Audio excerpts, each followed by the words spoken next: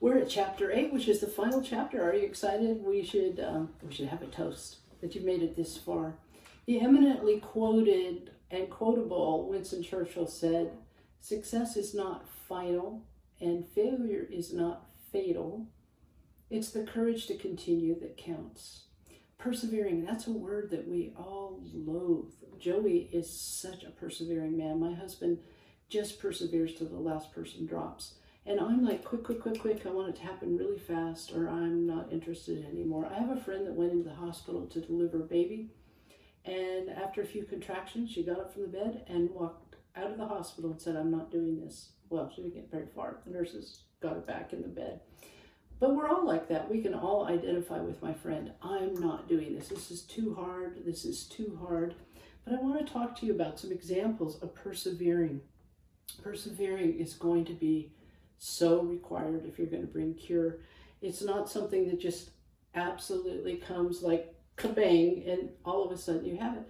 Elon Musk bought a company from General Motors when they killed their electric motor car, and for 15 years they had no profits. 15 years. Can you feel your hair getting kind of gray? 15 years.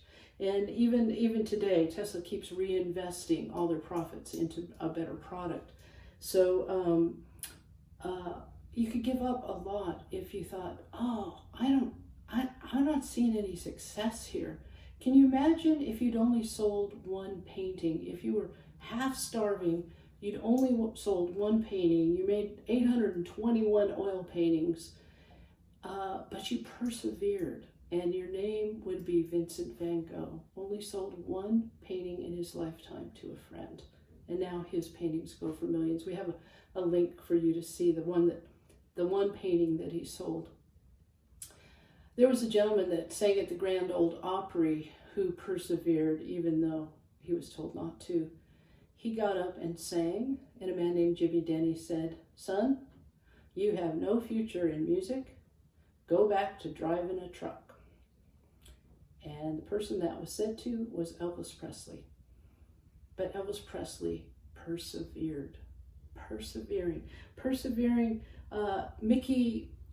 Mickey Mouse was the result of Walt Disney had so much failure. He was bankrupt. He had a nervous breakdown. He got fired after job after job after job.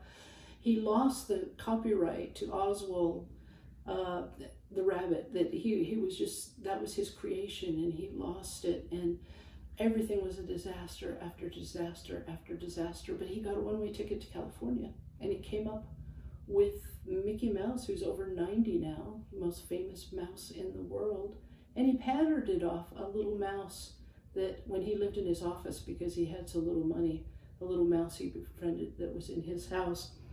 Walt Disney persevered. Persevering in film, there was someone that twice, some records say 3 times, was not accepted to University of Southern California School of Theater and Film. And yet he went on, Steven Spielberg went on to become one of the greatest filmmakers of all time. He persevered. He kept pressing in. He didn't let obstacles stop him. It's so important. Don't let obstacles stop you. Have a passion. Have a compelling vision. Someone else named M, she persevered in poetry. In her whole life, she only had 12 poems published. And most of those were so edited, they weren't like the original because of how she wrote and didn't capitalize things and how she punctuated things. But I bet you had to memorize at some point an Emily Dickinson poem.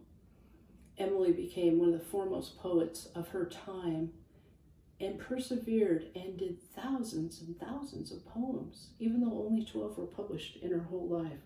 In 1937, there was a man who persevered in engineering named Psyche.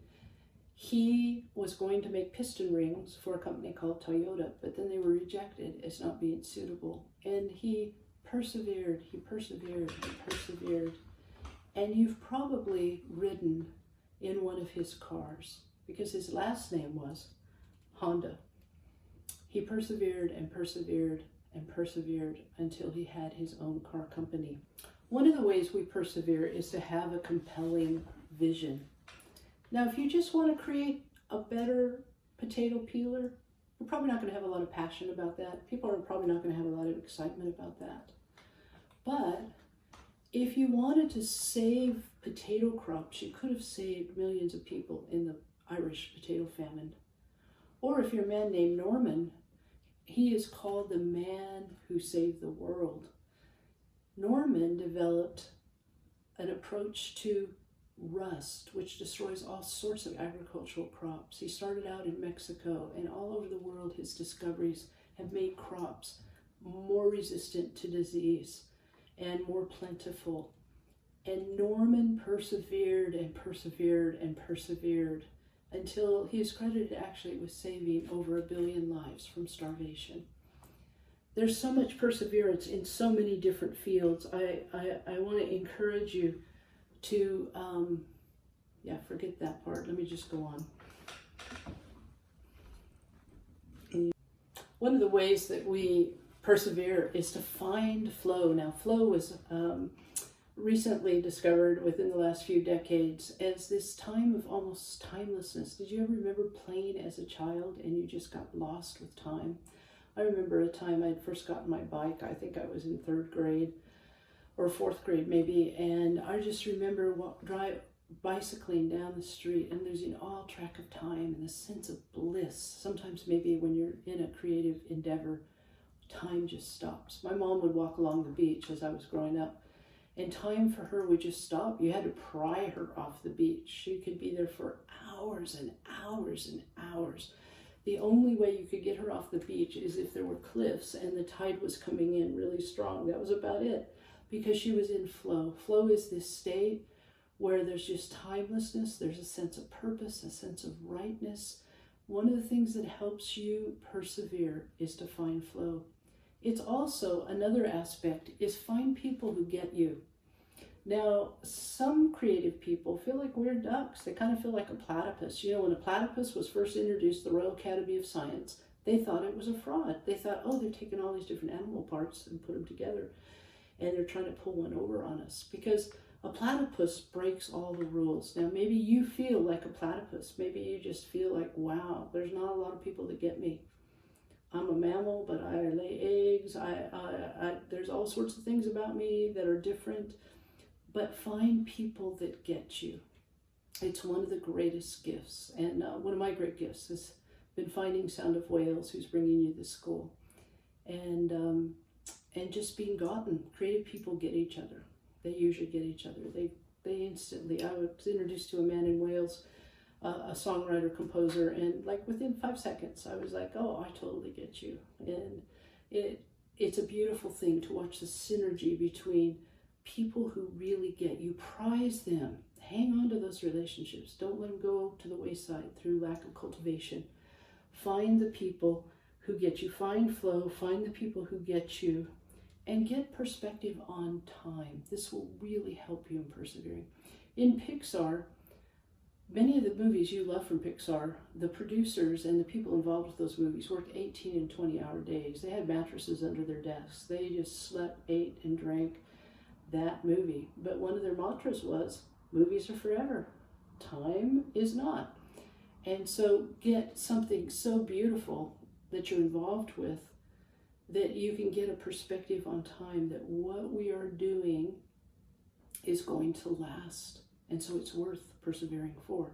One of the things I love about being an author, this is a book on creativity, is my 9th book, is that I could be out riding my motorcycle and somebody somewhere in the world is reading my book. Well, now when I understand that, then the persevering of writing a book and that whole process somehow comes into greater perspective.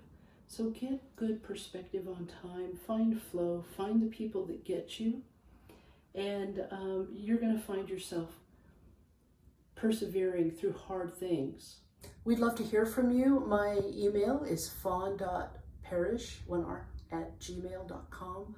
Love to hear if this book or this course has awakened the sleeping creativity within you, if it's given you any boldness, if you have any ideas for change and cure.